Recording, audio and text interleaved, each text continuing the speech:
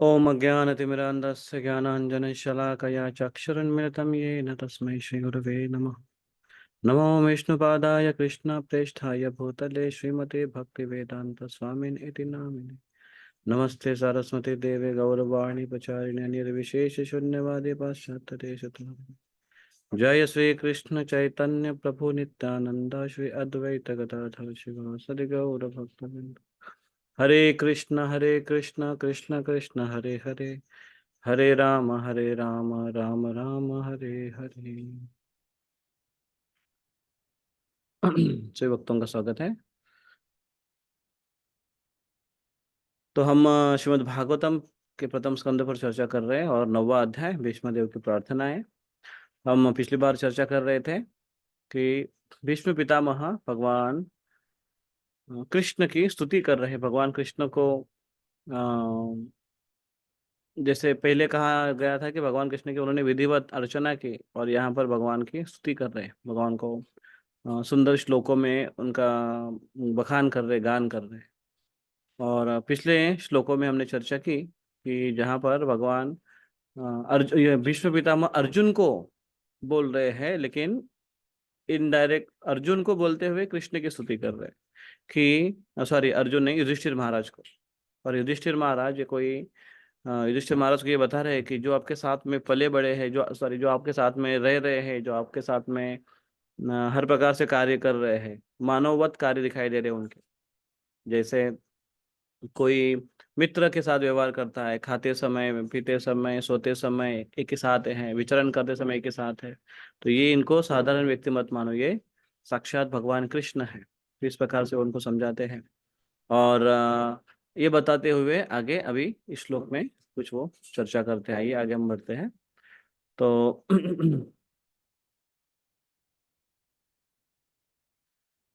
हम्म, ये देखिए, शायद आपको दिख रहा होगा। तो पिछले श्लोक में बताया है कि हाँ, शिव ब्रह्मादि इनकी गुह्य जानकारी रखते हैं भगवान कृष्ण की, उसके बारे में वो कह देते हैं श्लोक नंबर 19 में। और क्यों इनका नाम रहे, क्योंकि ये महाजन है। महाजन भगवान के सिद्धांत को, भगवान को ठीक तरह से जानते हैं, लेकिन और कोई व्यक्ति उसको जान नहीं सकता है। और भीष्म पितामह भी एक महाजन है, और इसलिए वो भी भगवान के सिद्धांत को, भगवान के दिव्यता को जानते हुए यहाँ पर बता रही है। और श्लोक नंबर 20 में वो कहते हैं कि ये आपके ममेरे भाई यम मन्य से मातुलयम प्रियम मित्रम सुरितम, कि आप अज्ञानवश इस प्रकार से मत सोचो कि ये आपका मेरा भाई है, अत्यंत प्रिय मित्र है, शुभेशी है, मंत्री है, दूत है, उपकारी है, इत्यादि मत सोचो। ये साक्षात कृष्ण भगवान है, इस रूप में उनको स्वीकार करो, ऐसे वो कहते हैं। और इसलिए उनकी बात को आप गंभीरता से लो। कहने का अर्थ क्या है? उनकी बात को आप गंभीरता से लो, ऐसे भीष्म पितामह कृष्ण को कह रहे, युधिष्ठिर महाराज को कह रहे हैं। तो आइए आगे उनकी स्तुति में आगे बढ़ते हैं। श्लोक नंबर 21, भालेराव वो पढ़िए आप। सर्वात्मनः समादृशो सर्वात्मान समदृशो यद्वयस्यानहङ्कृतेः हि अद्वयस्य अहङ्कृते तत्कृतं मति वैषम्यम् तत्कृतं मतिवैषम्यं निरवध्यस्य न क्वचित्। निरवध्यस्य न क्वचित्। तो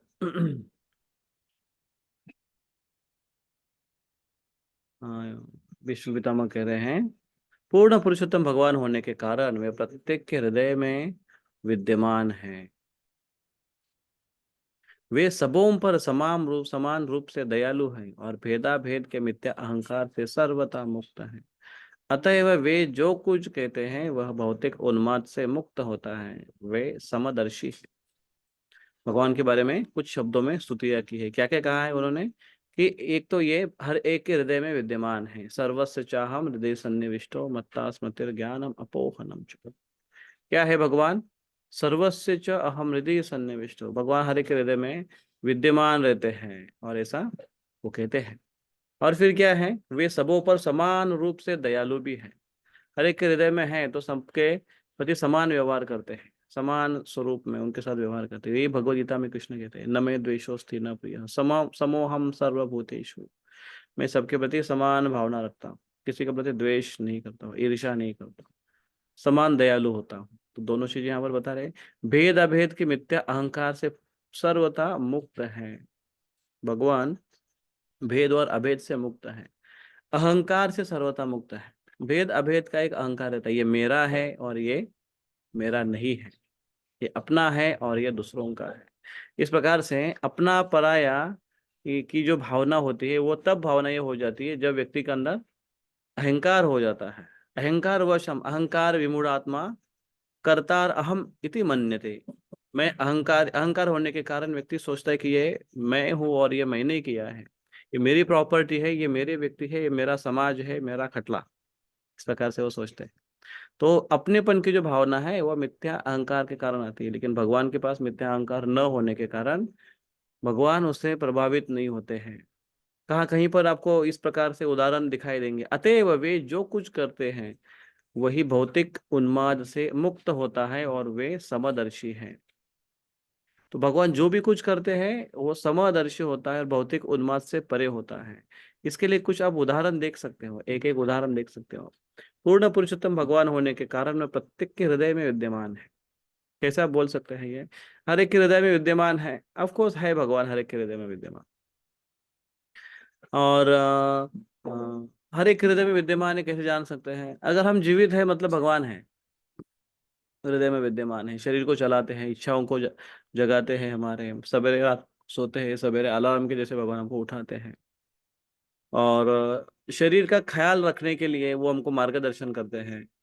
सारा हमको मत्ता स्मृतिर ज्ञानम अपोहनम च कृष्ण कहते हैं। हमें स्मृति विस्मृति भगवान प्रदान करते हैं। आवश्यक स्मृति प्रदान करते हैं, अनावश्यक स्मृति को डिलीट करते हैं, विस्मृति देते हैं। ये भगवान के विशेष करुणा है। इस प्रकार भगवान हमारे साथ व्यवहार करते हैं। तो भगवान हर एक हृदय में है। और क्या कहते हैं? भगवान हृदय में विद्यमान है और वो समान रूप से दयालु है, मिथ्या अहंकार से वो के उन्माद से मुक्त है भगवान।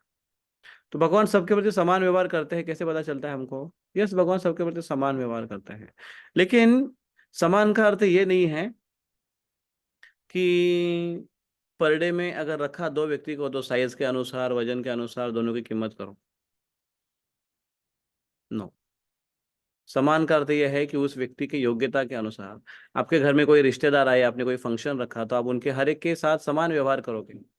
लेकिन समान का अर्थ यह है कि जो आपके बहुत क्लोज है उनको आप विशेष ध्यान देंगे, उनको आप अपने ले लेंगे। जो ज़्यादा क्लोज नहीं है फिर भी आए हैं आपके लिए, उनका भी आप ध्यान रखेंगे। खान पीन के लिए सबके लिए समान रहेगा, लेकिन व्यवहार करते समय अंतर रहेगा, तो उसी प्रकार से उसको भी समान बोलते हैं। तो समानता से भगवान व्यवहार करते हैं। इसका अर्थ यह है कि भगवान भक्तों के साथ भक्तों का विशेष ख्याल रखते हैं, क्योंकि भक्त भगवान के लिए भक्त विशेष है और भक्तों के लिए भगवान विशेष है। तो ये भी एक समानता ही है। तो इस प्रकार से भगवान उनके साथ व्यवहार करते हैं।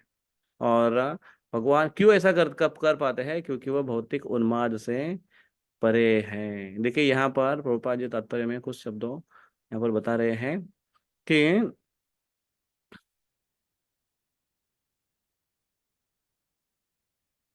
कैसे हैं। अतएव उनके लिए कोई कर्म न तो उत्कृष्ट है न ही निकृष्ट है। पूर्ण पुरुषोत्तम भगवान होने के कारण उन्हें मिथ्या अहंकार नहीं होता। अतएव वे अपने को किसी वस्तु से भिन्न नहीं मानते, उनमें अहंकार का भाव संतुलित रहता है। इस प्रकार से भगवान में अहंकार का भाव संतुलित रहता है, मिथ्या अहंकार का भाव। क्यों? भगवान किस चीज का अहंकार करेंगे? भगवान कहेंगे भी कि ये मेरा है और ये मेरे है सारे जीवात्माएं, तो उसमें अहंकार की कोई बात नहीं है। वो भगवान का सत्यता है। भगवद गीता में जो कृष्ण ने कहा है वो सत्य है। तो इस प्रकार से भगवान सबके प्रति समान व्यवहार करते हैं। अगला श्लोक, श्लोक नंबर 22। श्लोक को कौन दोहराना चाहेगा?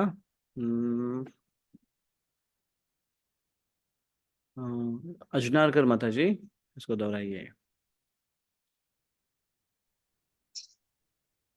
तथाप्येकांत भक्तेषु तथाप्येकान्तभक्तेषु पश्य भूपानुकंपितम् पश्य भूपानुकम्पितम् यन्मेऽस्तुंस्त्यजतः साक्षात् यन्मे असुंस्तजता साक्षात् कृष्णो दर्शनमागतः। कृष्णो दर्शनमागता।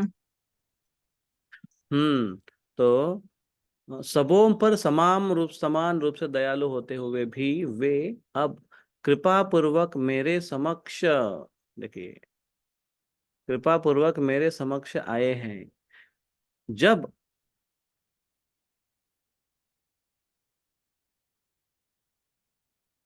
ये क्या है यहाँ पर?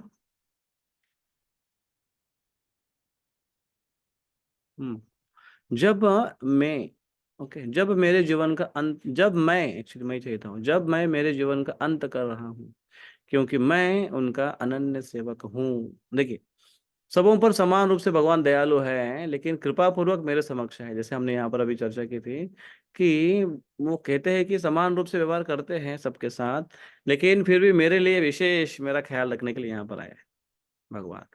क्यों? क्योंकि मैं उनका अनन्य सेवक हूँ। और यहाँ पर विष्णु पितामह क्या कह रहे हैं कि मैं अपने जीवन का अंत करने जा रहा हूँ। हम नहीं बोल सकते ऐसे कि मैं अभी अंत करने वाला हूँ, हमको पता नहीं कि हमारा अंत कब होगा, क्योंकि वो हमारे हाथ में नहीं है।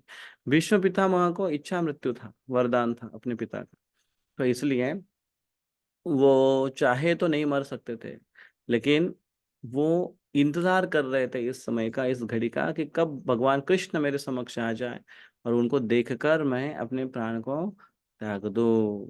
तो भीष्म पितामह भी भले ही बहुत कष्ट में है, बहुत विपरीत परिस्थिति में है, विपदा युक्त परिस्थिति में है, लेकिन कृष्ण फिर भी आ, वो इंतजार कर रहे थे कि कब कृष्ण मेरे सामने आएंगे और उनको देखते देखते मैं अपने प्राण को त्याग दूं। तो भगवान का स्मरण या भगवान को देखकर प्राण छोड़ना, ये व्यक्ति को इस भवबंधन से छुड़ाने का एक मार्ग है। क्योंकि भागवत में बताया गया है कि सुखदेव गोस्वामी वर्णन करते हैं कि तथैव चान्यम नरलोक वीरा य आहवे कृष्ण मुखारविंद।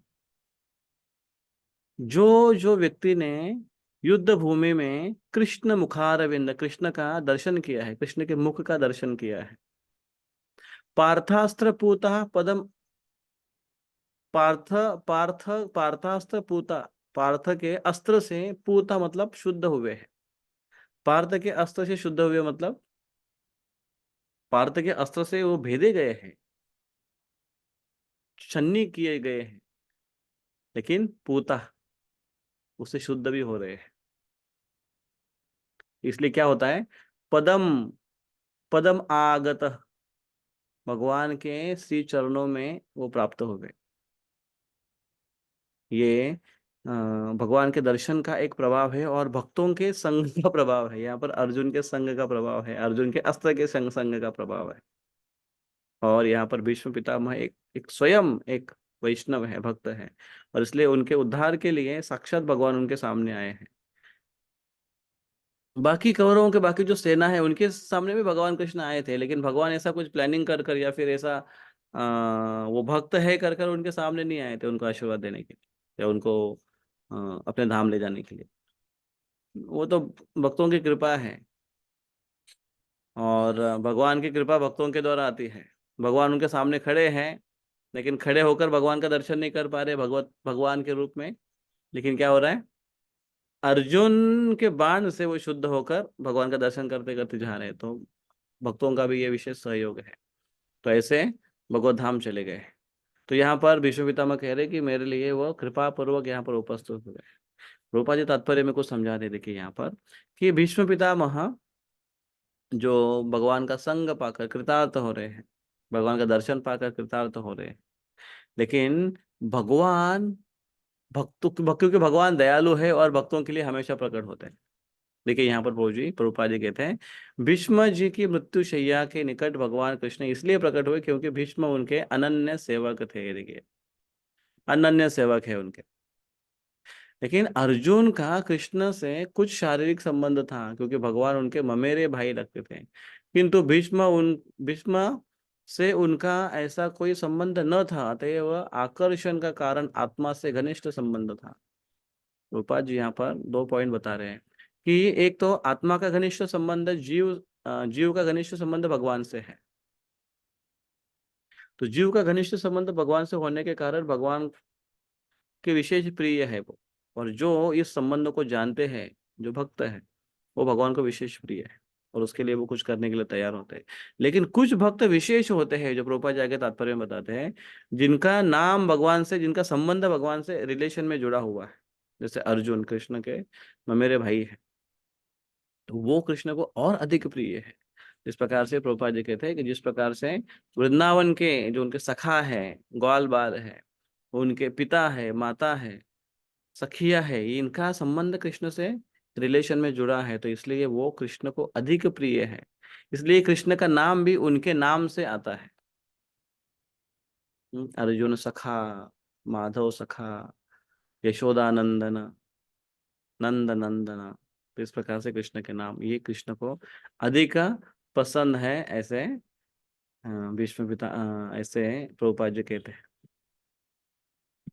तो भीष्म पिता, फिर भी भीष्म पितामह का इस प्रकार से संबंध न था, लेकिन फिर भी भगवान के अनन्य सेवक होने के कारण भगवान को विशेष प्रिय थे, और उनकी कृपा, उनको कृपा देने के लिए यहाँ पर वो प्रकट हुए थे।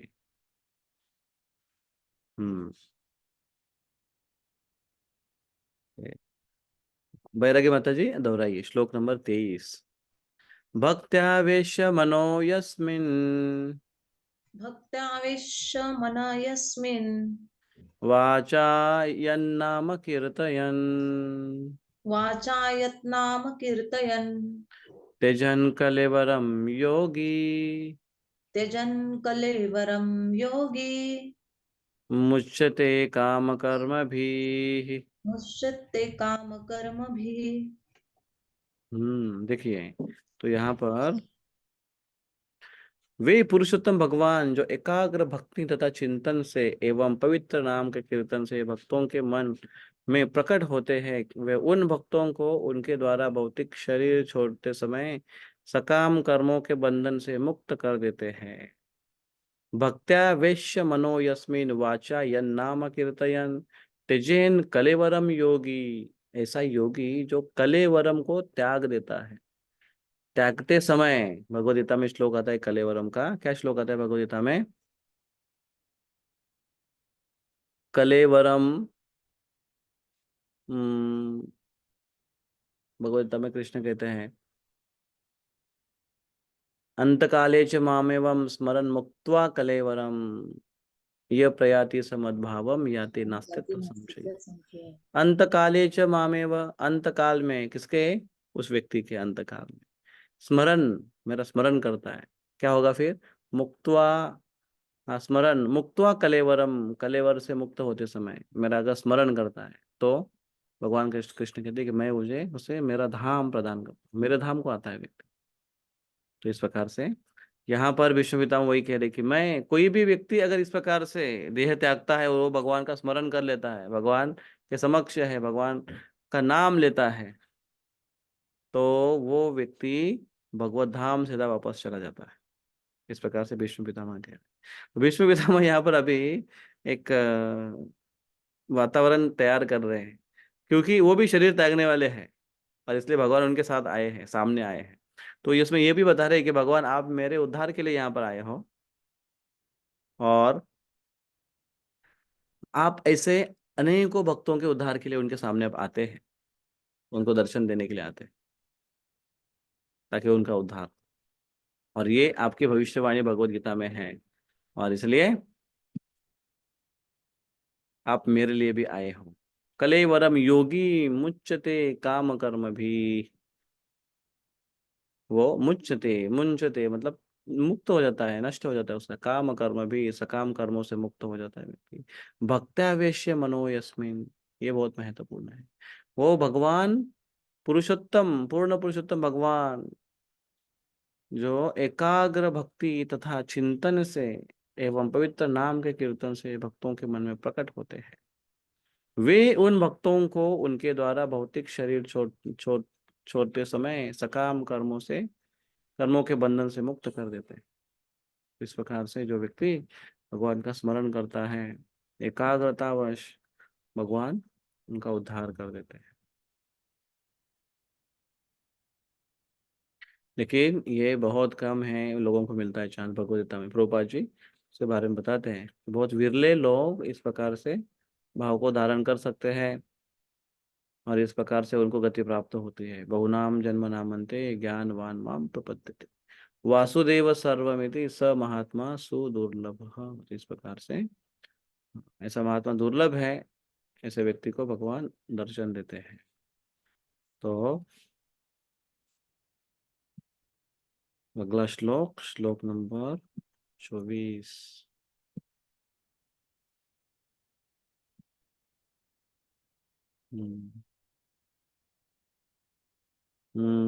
और कौन है यहाँ पर? फिर से ओके, और कोई ज्यादा भक्त नहीं है आज। भाले राव प्रभु पढ़िए। हाँ, सदेव देवो भगवान प्रतीक्षताम तदेव देव भगवान प्रतीक्षताम कलेवरम यावदिदम हिनोम्यहम् कलेवरम यावदिदं हिनोम्यहम् प्रसन्नहासारुणलोचनोल्लसन् प्रसन्नहासारुणं लोचनोल्लसम् मुखाम्बुजो ध्यानपथश्चतुर्भुजः। मुखाम्बुजो ध्यानपथ चतुर्भुज सदेव देवो भगवान प्रतीक्षताम कलेवरम यावत इदम हिनो अम्यहम प्रसन्न हास अरुण लोचन उल्लासन मुख मुख अम्बुजो ध्यान पथ चतुर्भुज। भगवान किस रूप में अभी आने वाले हैं यहाँ पर? अपने आप को चतुर्भुज रूप में भगवान प्रकट करने वाले हैं। किसके लिए? भीष्म देव के लिए। तो भीष्म देव पहले से ही वो बताए हैं कृष्ण अर्जुन को, युधिष्ठिर महाराज को। क्या बोले हैं वो युधिष्ठिर महाराज को? युधिष्ठिर महाराज को कहे हैं कि ये साक्षात नारायण है, नारायण के भी सोर्स है, उगम है, आदि ये है वो कृष्ण। उसको साधारण मत समझो, ऐसे वो युधिष्ठिर महाराज को कह रहे थे। अभी वो जानते हैं कि नारायण के चतुर्भुज भी रहते हैं, लेकिन युधिष्ठिर भीष्म पितामह इस मूड में थे, इस भाव में थे कि भगवान का एक ऐश्वर्य स्वरूप को देखने के लालायित थे। तो इसलिए वो चतुर्भुज रूप में उन्होंने अपेक्षा की। देखिए तात्पर्य में रूपा अनुवाद पढ़ते हैं। चतुर्भुज रूप उगते सूर्य की भांति अरुण नेत्रों तथा सुंदर रीति से सजाते सजाए मुस्कुराते मुख कमल कमल मुख वाले मेरे भगवान, आप उस क्षण तक यही मेरी प्रतीक्षा करें जब तक मैं अपना यह भौतिक शरीर छोड़ ना दूं। इस प्रकार से भगवान को विनंती करते हैं। इतने सुंदर नेत्र हैं, उगते हुए अरुण। तो आपको यह सबको याद होना चाहिए कि भगवान की आंखें कैसी हैं, कौन से कैसे कलर की है। तो भगवान की आंखें थोड़ी थोड़ी लाल लाल लाल लाल है। कैसा लाल है वो? लालिमा कैसी है वो? अरुण नेत्र। अरुण जो उगता हुआ सूर्य है ना, वो सबसे पहले सूर्य उगने के पहले जो लालिमा आती है ना, उसको अरुण अरुण, क्योंकि अरुण उनका सारथी है, सूर्य देव का, वो पहले आता है। तो अरुणोदय है, तो वैसे उनके नेत्र की सुंदरता है। और सुंदर रीति से सजाए मुस्कुराते कमल मुख वाले भगवान। तो वो भगवान को बोले कि आप प्रार्थना करो। तात्पर्य में प्रभुपाद जी लिखते, देखिए अपन भीष्म देव अच्छी तरह जानते थे कि भगवान कृष्ण आदि नारायण है, उनके आराध्य देव चतुर्भुज नारायण थे। लेकिन वे यह जानते थे कि ये चतुर्भुज नारायण भगवान कृष्ण के पूर्ण अंश है। परोक्ष रूप में उन्होंने इच्छा व्यक्त की कि भगवान श्री कृष्ण अपने चतुर्भुज नारायण रूप में प्रकट हो। वैष्णव सदा ही अपने आचरण में विनीत होता है। यद्यपि यह 100% निश्चय था कि इस शरीर को त्याग कर भीष्मदेव वैकुंठ लोक जा रहे हैं, तो भी विनीत वैष्णव के रूप में उन्होंने भगवान की सुंदर मुखाकृति देखनी चाहिए, क्योंकि उन्होंने सोचा कि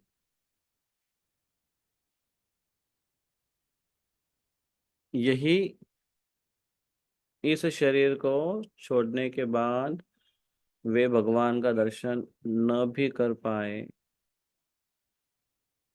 तो प्रभुपाद जी 2-3 पॉइंट यहाँ पर बताते हैं। एक तो आराध्य दैवत उनके नारायण थे, इसलिए चतुर्भुज रूप में वो दर्शन करना चाह रहे थे। और दूसरा पॉइंट बताते हैं कि वैष्णव हमेशा विनीत, देखिए यहाँ पर बताते हैं वो वैष्णव, उनका आचरण बहुत विनीत होता है, बहुत नम्र होते हैं वैष्णवगण। भगवत धाम जा रहे हैं लेकिन किसी प्रकार का अहंकार नहीं है कि मैं भगवत धाम जा रहा हूँ और आप तो यहीं पर रह जाएंगे, पतित हैं आप और हम बड़े पावन हैं, ऐसे उनका कोई अहंकार नहीं। विष्णु पितामह को, तो इसलिए विष्णु पितामह इस प्रकार से नम्र भाव से वो कह रहे हैं कि आप मेरे लिए कृपा पूर्वक प्रकट हुए हैं, क्योंकि आप भक्तों के वत्सल है, भक्त वत्सल है आप बहुत प्रेम करते हैं भक्तों से। तो ये भगवान की महिमा है, ना कि हमारी योग्यता के लिए नहीं बता रहे कि देखो आप मेरी भक्ति के कारण आप आएंगे। कभी कभी लोग बोलते हैं ना, भगवान को आना पड़ेगा, उनको आना होगा। तो भक्त का मूड ऐसे नहीं होता है। भक्त भगवान को ये नहीं बोलते कि भगवान को आना होगा, वो बोलते हैं कि भगवान कृपया आइए अगर आपकी इच्छा हो तो।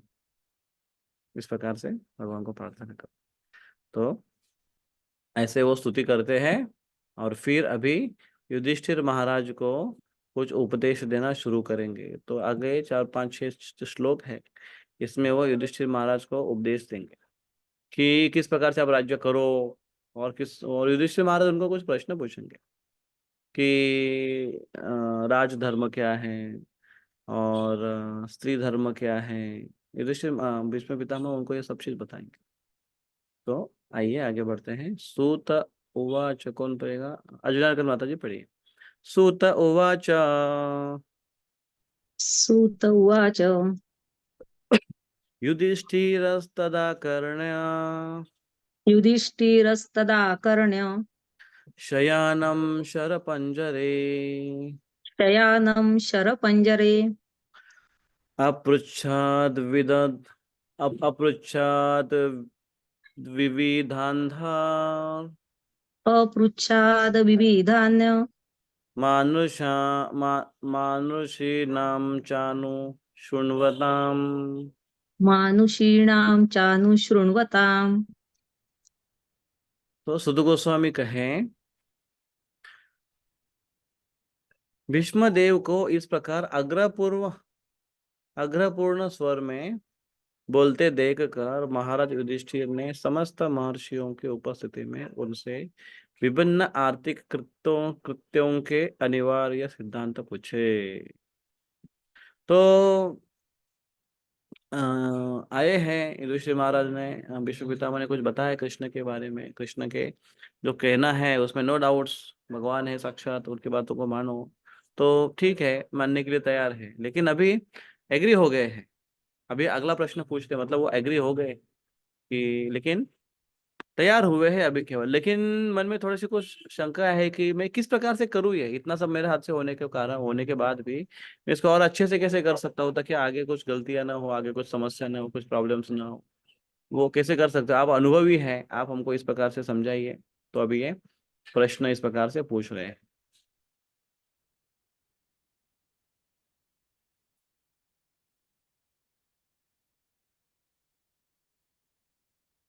और फिर ये महाभारत में बताया गया है कि युधिष्ठिर महाराज जब कृष्ण ने जब युधिष्ठिर महाराज को कहा को पूछो, इनको प्रश्न पूछो, आप बहुत बड़े ज्ञानी व्यक्ति हैं और इतना ज्ञान का भंडार है, अभी अस्त होने वाला है तो आप इनसे प्रश्न पूछो, उसे वेस्ट मत गवाओ।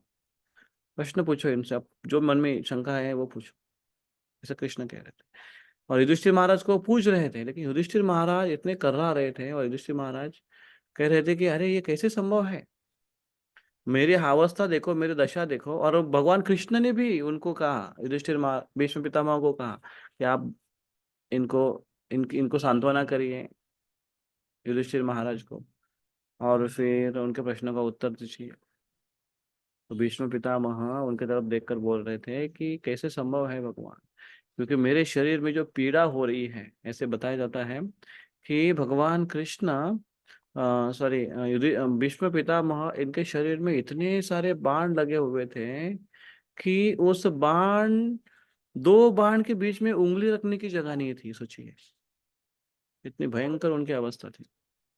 इतने बाल, मतलब बाण, मतलब वो पूरे छन्नी छन्नी कर दिया था। छन्नी जानते हैं आप? छन्नी, छन्नी से आप कुछ छानते हैं, कितने होल होते हैं उसके अंदर, वैसे होल हो गए थे उनके शरीर को, सोचिए। फिर भी उसमें प्राण बनाए रखे हुए थे। और फिर ये उनको पूछ रहे हैं कि भगवान युधिष्ठिर, कृष्ण पूछ रहे हैं कि आप बताइए कर कर। तो युधिष्ठिर महाराज उनको कहे कि मैं कैसे बता सकता हूँ। और फिर कृष्ण ने उनको आशीर्वाद दिया, और कृष्ण के आशीर्वाद से उनके अंदर एक दिव्य तेज उमड़ आया, प्रकट हुआ, और उनके शरीर की सारी जो वेदना है वो पूरी तरह से निकल गई। उनको दिव्य आनंद की अनुभूति होने लगी, और उनके अंग से एक विलक्षण तेज प्रकट होने लगा। भागवत महाभारत में इसका वर्णन आता है। और वो देखकर सब लोग चौंक गए, और सब लोग ध्यान पूर्वक उनसे श्रवण करने लगे। तो ये एक बात आवश्यक है कि कोई वक्ता अगर किसी से बात कहने जा रहा है तो उसका एक प्रभावी प्रभाव उनका होना आवश्यक है। तो इसलिए हम कहते हैं ना कि कोई अगर फलाना फलाना बड़ा पद धारक है, तो उस पद के लोग एक रिस्पेक्ट करते हैं, आदर करते हैं, तो हम उनके पद को बखान करते हैं कि ये फलाना फलाना भक्त है, और उनकी इतनी इतनी डिग्री है, ऐसे ऐसे है, और हम हमारा परम भाग्य है कि हमारे लिए इधर प्राप्त है। ऐसे तो इस प्रकार से ये किस लिए आवश्यक है? ये श्रोताओं के लिए आवश्यक है। वक्ता की के लिए वो आवश्यक नहीं है, वक्ता के लिए वो अच्छा भी नहीं, लेकिन श्रोता के लिए आवश्यक है। तो उसी प्रकार से यहाँ पर विष्णु पितामह एक वक्ता अभी बनने वाले हैं, तो भगवान कृष्ण की विशेष कृपा है। तो एक तो वो खुद प्रकांड ज्ञानी हैं, और ऐसे अवस्था में अभी भगवान के विशेष आशीर्वाद की उनको आवश्यकता थी, और भगवान ने वो आशीर्वाद प्रदान किया। और वैष्णवगण कहते हैं, तारा शक्ति बिना नहीं, कृष्ण शक्ति बिना नहीं तारा प्रवर्तन। कृष्ण के शक्ति बिना ये संभव नहीं है। प्रभुपाद जी भी अमेरिका जब गए फर्स्ट टाइम, तो उन्होंने उनकी अवस्था देखी। तो ये यहाँ पर वर्णन आता है ऐसे, आप प्रभुपाद लीलामृत और अन्य डायरी में अगर पढ़ेंगे, तो प्रभुपाद जी जब बोस्टन में उतरे, वो बंदर में जब उतरे, तो कुछ समय बाकी था अगले अगले उनके सवारी के लिए। तो वो जो वहाँ के कैप्टन थे उस इसके उस जहाज के, उन्होंने कहा कि चलो हम थोड़ा शहर देख कर आते हैं, नज़ारा देख कर आते हैं, कुछ चीज़ लेनी भी थी उनको। तो इसलिए वहाँ के स्ट्रीट पर वो वॉकिंग करके ये वो चलते जा रहे थे, प्रभुपाद जी और कैप्टन।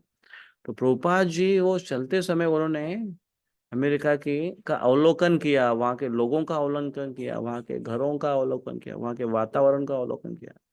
और प्रभुपाद का हृदय विदीर्ण हो गया, और प्रभुपाद सोचने लगे कि हे भगवान, ये लोग कैसे, इनको मैं मैसेज दे सकता हूँ? ये लोग तो भौतिक चीजों में, भौतिक भोग में इतने व्यस्त है, मस्त है, इनको कैसे मैं ज्ञान दे सकता हूँ? मेरे लिए संभव नहीं है। भगवान आप कृपया कर कर मेरे शब्दों में एक शक्ति दीजिए, ताकि इनका उद्धार हो सके। मेरे अंदर कोई, ना मेरे पास भक्ति है, ना मेरे पास कोई वेदों का ज्ञान है, नाम मेरा भक्ति वेदांत है, लेकिन मेरे भक्ति वेदांत नाम आप सार्थक करो भगवान, ऐसे वो प्रार्थना कर रहे हैं। तो भगवान की उस प्रार्थना से, दीनहीनता से, भगवान की उस कृपा से रूपा जी ने आज पूरे विश्व भर में इस कृष्ण भावना का प्रचार कर दिया, और जिनके कृपा से हम भी भक्ति का कुछ अंश मात्र जानने की कोशिश कर रहे हैं यहाँ पर। तो ये एक बहुत ही महत्वपूर्ण बात है कि भगवान की कृपा होना आवश्यक है, बिना भगवान की कृपा से कोई संभव नहीं है। तो यहाँ पर प्रभुपाद जी कुछ बता रहे, देखिए कि भगवान कृष्ण ने, देखिए, युधिष्ठिर महाराज को प्रेरित किया कि धर्म के सिद्धांतों के बारे में उनसे प्रश्न पूछो। लेकिन भगवान कृष्ण ने युधिष्ठिर महाराज को प्रेरित किया कि वे अनेक महर्षियों की उपस्थिति में भीष्मदेव से प्रश्न पूछे हैं, जिससे यह संकेत मिलता है कि यद्यपि भीष्मदेव जैसा भगवत भक्त सामान्य पुरुष की बातें रहता था, किंतु बड़े बड़े मुनियों से, यहाँ तक कि व्यास देव से भी कहीं अधिक श्रेष्ठ होता है। दूसरी बात यह है कि भीष्मदेव उस समय न केवल शर शैया पर लेते थे, अपितु वह अवस्था के अपनी इस अवस्था के कारण अत्यंत कष्टमय स्थिति में थे। ऐसे अवस्था में भी प्रश्न पूछे जाने चाहिए थे। प्रभुपाद जी एक अलग मूड में यहाँ पर बता रहे हैं कि ऐसे अवस्था में, और प्रभुपाद जी उस प्रकार से थे, ऐसे अवस्था में भी कोई व्यक्ति प्रश्न पूछ सकता है, और प्रभुपाद जी जैसे संतोष का विष्णु पितामह जैसे संतोष का उत्तर दे सकते हैं, देते हैं। प्रभुपाद जी का भी इसी प्रकार से अंत हुआ। प्रभुपाद जी जब अपने अंतिम लीला कर रहे थे और शरीर को त्याग रहे थे, तो उस समय वो बेड पर लेटे हुए थे और सारे भक्त आजू बाजू में थे, और वो एक फेमस वीडियो है, प्रभुपाद जी के सामने वो डिक्टाफोन है और प्रभुपाद जी बोल रहे हैं और वो रिकॉर्डिंग हो रहा है, और बाद में उसको भागवतम का के दशम स्कंद का वो भाषांतर कर रहे हैं, जहाँ पर ब्रह्म विमोहन लीला का वर्णन आता है श्रीमद् भागवत, उसका वर्णन कर रहे हैं और उसका तात्पर्य लिख रहे हैं। तो इस प्रकार से भागवतम में स्वयं प्रश्न उत्तरों का एक सिलसिला है, ज्ञान है। और उसी प्रकार से प्रभुपाद जी ने अपना शरीर छोड़ा, उसी प्रकार से भीष्म देव ने अपना शरीर छोड़ा। ये भगवान के एक महान भक्तों में से ये कुछ उदाहरण हमको यहाँ पर दिखाई देते हैं। आगे का श्लोक पढ़िए। बैरागी माता जी पढ़िए श्लोक को, श्लोक नंबर 26। पुरुष स्वभाव विहिताम पुरुष स्वभाव विहितान् यथा वर्णम यथाश्रमम यथा वर्णं यथाश्रमम् वैराग्य रागोपाधिभ्याम वैराग्यराग उपाधिभ्याम् अम्नातो भयलक्षणम। आम्नात् उभयलक्षणान्। अनुवाद। युधिष्ठिर महाराज प्रश्न पूछे जाने पर युधिष्ठिर महाराज के पूछे जाने पर भीष्मदेव ने सर्वप्रथम व्यक्ति की योग्यताओं के अनुसार जातियों के वर्गीकरण, वर्णों तथा जीवन के आश्रमों का वर्णन किया। फिर उन्होंने क्रमबद्ध रूप से निवृत्ति तथा प्रवृत्ति नामक दो उपखंडों का वर्णन किया। प्रवृत्ति मार्ग, निवृत्ति मार्ग, इसका वर्णन किया। प्रवृत्ति मार्ग मतलब सांसारिक या फिर जो भौतिक भोगों के साथ जीवन अपना व्यतीत कर रहा है, आकर्षणों के साथ जीवन व्यतीत कर रहा है, और एक निवृत्ति मार्ग, पूरी तरह से इसको छोड़कर पूरी तरह से भगवत भक्ति का मार्ग अपना रहा है। तो दोनों प्रकार से उन्हें वर्णन किया। प्रवृत्ति का किस प्रकार से करते होते, निवृत्ति का, प्रवृत्ति मार्ग में रहते हुए भी व्यक्ति किस प्रकार से भक्ति करनी चाहिए, इस प्रकार से उन्होंने उनको वो शिक्षा देने लगे। और क्या बताया उन्होंने? व्यक्ति की योग्यता के अनुसार जातियों के वर्गीकरण, वर्ण वर्ण के बारे में बताया गया है। चातुर्वर्ण्य मया शिष्टम गुण कर्म विभाग, इस प्रकार से का वर्णन किया। और फिर रूपा जी उसी को ही बता रहे हैं, चार वर्णों तथा चार आश्रमों की अवधारणा ये भगवद गीता में बताई गई है। और फिर महाभारत के शांति पर्व के 8वें अध्याय में यहाँ पर प्रभुपाद जी बताते हैं, मतलब में से आगे भीष्मदेव द्वारा कहा गया इसका विस्तृत वर्णन मिलता है। प्रभुपाद जी उसका रेफरेंस भी दे रहे हैं। ये जो भीष्म पितामह ने जो भी कुछ शिक्षा प्रदान की है, ये शिक्षा है वो महाभारत के शांति पर्व में 8वें अध्याय से आगे इसका वर्णन मिलता है। तो कोई अगर पढ़ना चाहता है विस्तार से, तो वहां पर इसके बारे में विस्तार से वर्णन किया गया है। और दो प्रकार से विधियां है, प्रवृत्ति निवृत्ति मार्ग, इसके बारे में बताते हैं। और यहाँ पर कुछ कर्मी व्यक्ति के जीवन के बारे में, जो आहार निद्रा भय मैथुन का जीवन जीते हैं। रूपा जी तात्पर्य में बताते थे कि भीष्मदेव ने सभी मनुष्यों के नव योग्यता बताई है व्यक्तियों के। देखिए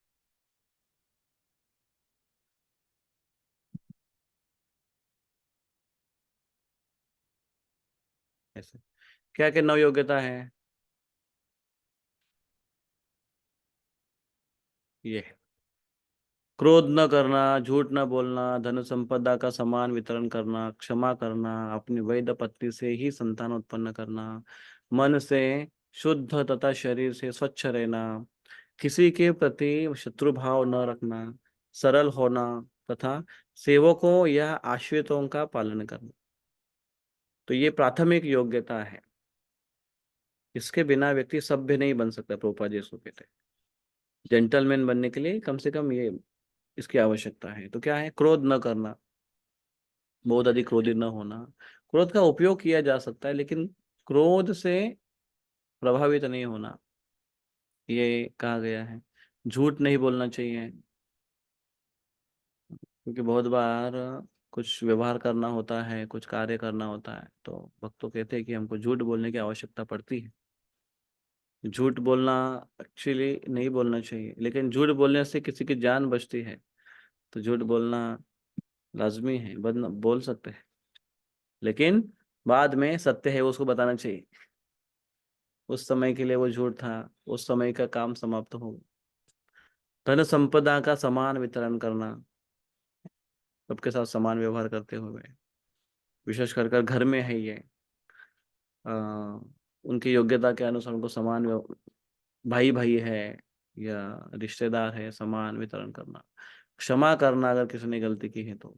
अपने वैध पत्नी से ही संतान उत्पन्न करना, कई नाजायज संबंध नहीं होना बाहर, ये एक अच्छे लक्षण है, एक सभ्य व्यक्ति के लक्षण है। तो आज देखिए ये समाज में कितना कुछ चल रहा है, देखिए आप कि अवैधता कितनी चली है देखो, और उसमें लोग सब मीडिया में यही चीज रहते हैं।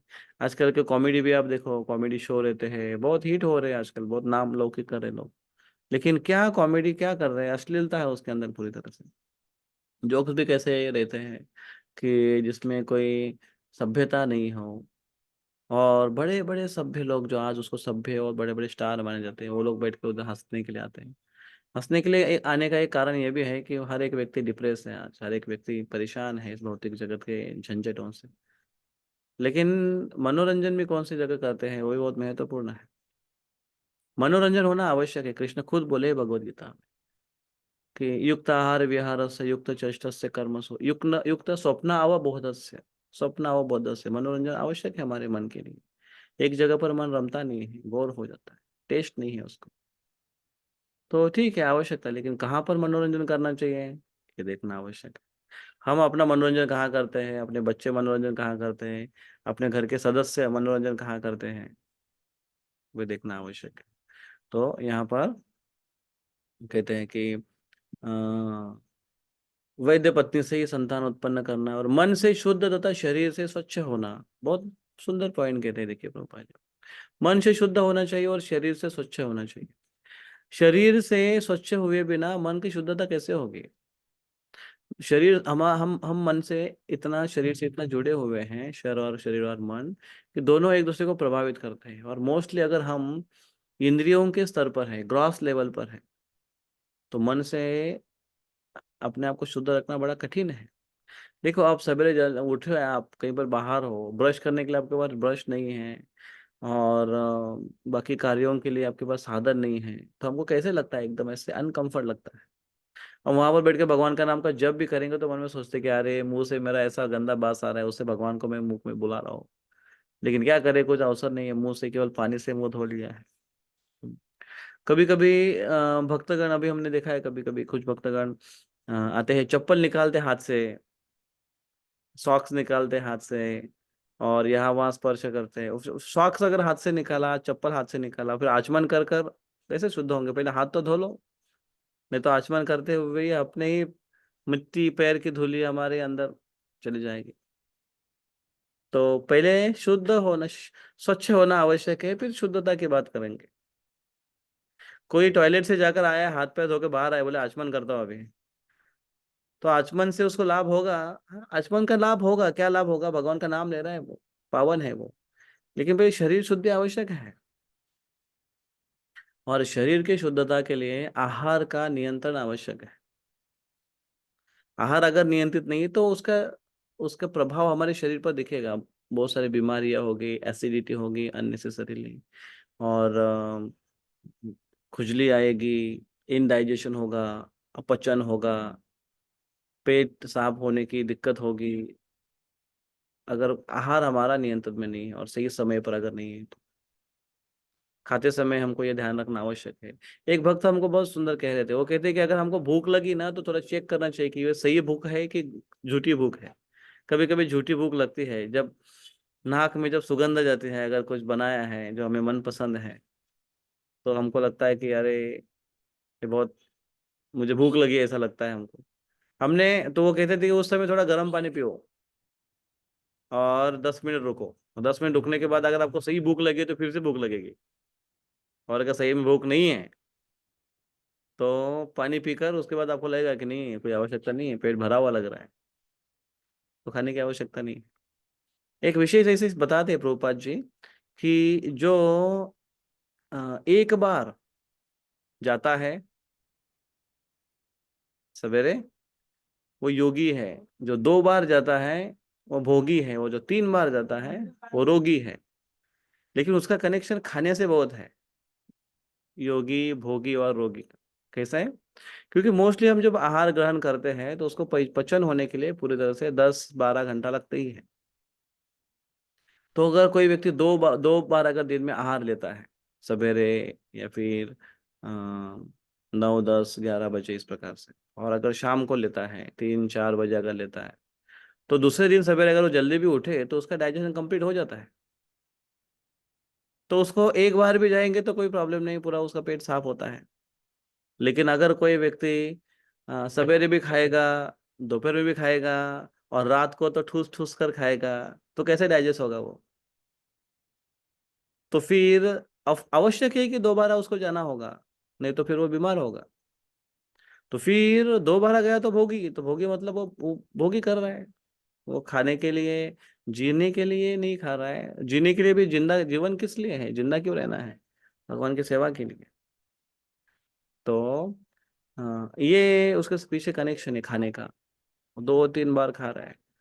और किसी व्यक्ति का फिर तो, जिसका डाइजेस्ट या उसका अगर सिस्टम खराब हो गया है, तो फिर वो अनेकों बार होगा, तो फिर रोगी की श्रृंखला में आता है। तो इस प्रकार से ये बहुत मायने रखता है ये सब चीज। तो यहाँ पर प्रभुपाद जी वही कहते हैं, देखो कि पहले हमको शुद्ध होना चाहिए, स्वच्छ होना चाहिए, मन से शुद्ध भी और शरीर से स्वच्छ। शरीर से स्वच्छ होंगे फिर मन की शुद्धता होना आसान हो जाएगा। शरीर साफ सुथरा रखना चाहिए, कपड़े हमारे साफ सुथरे होने चाहिए, पोशाक हमारा साफ सुथरा होना चाहिए, जिस जगह पर जाते हैं उस प्रकार के उसके अनुसार होना चाहिए। मंदिर में जाए धोती कुर्ता होना चाहिए। ये एक कोड्स एंड कंडक्ट्स है, वो फायदा है उसका। एक वो मूड क्रिएट होता है। तिलक लगा कर जाए, रोज शरीर पर तिलक लगाना चाहिए। 12 तिलक लगाते हैं शरीर पर, ओम केशवाय नमः, नारायण नमः, माधव नमः। तिलक की बड़ी महिमा है। अगर हम तिलक लगाते हैं माथे पर, तो हम एक मंदिर बना रहे हैं, उतना पुण्य मिलता है तिलक लगाने से। अभी देखिए हम भुसावल में मंदिर बनाने के लिए कोशिश कर रहे हैं, कितनी सारी कठिनाई है, कितनी मेहनत करनी पड़ रही है। एक मंदिर नहीं बन पा रहा है अभी तक। लेकिन रोज आप मंदिर बनाने का पुण्य ले सकते हैं। और वो भी 12 मंदिर बनाने का पुण्य ले सकते हैं, शरीर पर अगर 12 जगह हम तिलक लगाते हैं तो। और ऐसा 2 बार दिन में सोचिए कितने मंदिर बना रहे हैं।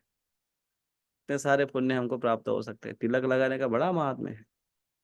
हमको रोज तिलक लगा, स्नान करने के बाद तिलक लगाना चाहिए। और तिलक लगा, अगर नहीं लगाया हमने शरीर पर, तो शरीर की जो शुद्धता बनी रहती है, स्नान करने के बाद शरीर शुद्ध हो जाता है, स्वच्छ हो जाता है। लेकिन उसकी स्वच्छता की जो शुद्धता है वो बनी रहती है अगर हम तुरंत तुरंत तिलक लगाएंगे तो। नहीं तो कुछ समय के बाद वो शरीर हमारा, क्योंकि शरीर का वो स्वभाव है अशुद्धि, तो उस स्तर में वो चला जाएगा। और हम भी अपने आप को जब देखेंगे, तिलक लगाया है हमने, कंठीमाला धारण की है हमने, वैष्णव पोशाक हमने धारण किए हैं, तो अपने आप को देखने में हमको एक भक्त का स्मरण होता है कि चलो हम भक्त हैं। भक्त के जैसा रहना चाहिए, भक्त के जैसे व्यवहार करना चाहिए, हमारे लिए भी वो अच्छा है। इसलिए ये बहुत महत्वपूर्ण बात है। तो यहाँ पर देखिए प्रभुपाद जी कहते हैं कि मन से शुद्ध और शरीर से स्वच्छ होना चाहिए। तो मन की शुद्धता विचारों से होती है। विचार अच्छे अगर हमने करने की प्रैक्टिस की तो मन शुद्ध रहता है। किसी के प्रति शत्रुभाव न रखना, सरल होना, सेवकों या आश्रितों का पालन करना। तो इस प्रकार से एक सामान्य योग्यताएं बताई गई, जिससे व्यक्ति के व्यक्ति में और व्यक्तियों में हम वर्गीकरण कर सकते हैं। और बहुत बड़ा तात्पर्य है ये, प्रभुपाद जी इसको अलग अलग एंगल से प्रेजेंट करते हैं। तो ठीक है, अब यहाँ पर रुकते हैं और आगे उसके ऊपर चर्चा हम करेंगे आने वाले बुधवार के दिन शाम को 8 बजे। बहुत बहुत धन्यवाद। कोई प्रश्न है किसी के मन में?